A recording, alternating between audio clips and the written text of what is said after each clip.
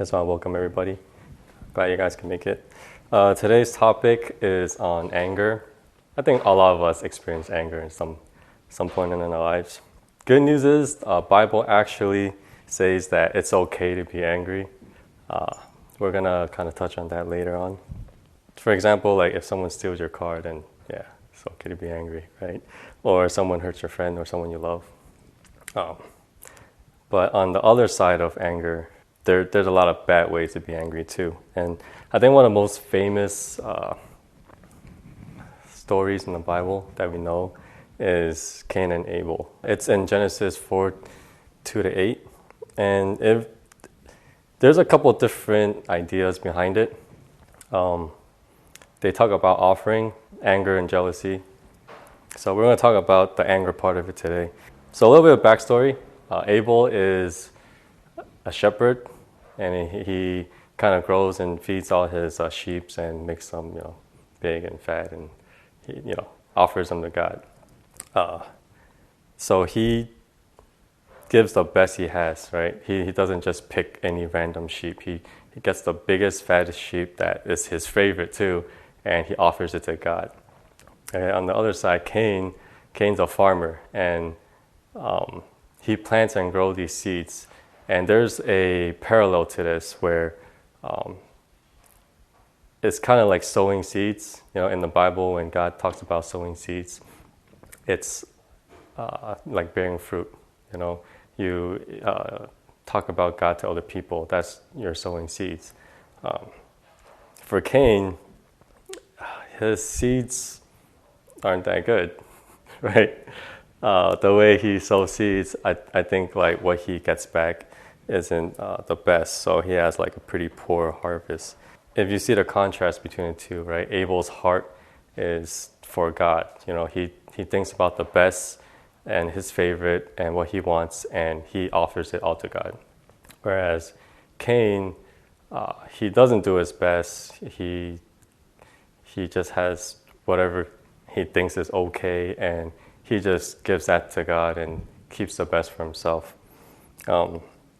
Kind of like you hear the saying, you reap what you sow, right? In Galatians 6 verse 8, it says, God is not mocked, for whatever one sows, that also he will reap. So God favored Abel more because Abel's heart is for God. Okay, so this goes back to the beginning where anger isn't bad. It's your response to anger, right? How you react to anger. That is what makes it or breaks it in your life. If you get angry for like getting a bad grade and you use that as a motivation to study harder for the next test, then that's okay, right? That's a good thing. But let's say you're driving down the street and someone cuts you off and you double your speed limit just to get them back. That's not a really good way to react to anger. Okay, and something like that, it'll have like small things will have big consequences, right? You think you're just cutting off some guy and it's okay, but you can end up hurting a lot of people. You can hurt yourself in that situation. So, or you could be completely opposite and you don't react to anger. You could just bottle up everything inside, and that's also a bad thing because that could turn into bitterness and resentment, and that could push you away from God. Either way, we need help with that, right? It's struggles. We need to open ourselves up to correction. Now, I know the word correction is not the easiest easiest word to listen to. Sometimes it's our pride telling us that, right? You have the idea that I'm right, you're wrong mentality. But deep down, you know the truth, and if you can reflect on yourself, maybe you can allow God to work in your life and change you. Another way you can look at it is like you forgive and let go. Forgiveness, definition for that is stop feeling angry or resentful towards someone for an offense, flaw, or mistake. Now, a lot of these things in the world is out of our control. What we can control is how we react to it. So a quick reminder is giving into your anger doesn't change your situations. Sometimes it'll just make it worse. I want to leave you guys with this. Proverbs 15 verse 18. A hot-tempered person stirs up conflict, but the one who is patient calms a quarrel, right? So just something for you guys to think about. Before we end, I want to give you guys a couple questions so you can reflect on. So number one, think of a time when you acted impulsively. Looking back, how could you have handled the situation differently? Number two, what do you do when someone hurts your feelings?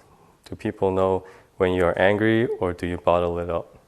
And the last one, how do you respond to correction? As you reflect on how you respond, is there anyone you need to apologize to? Right. So, something for you guys to think about.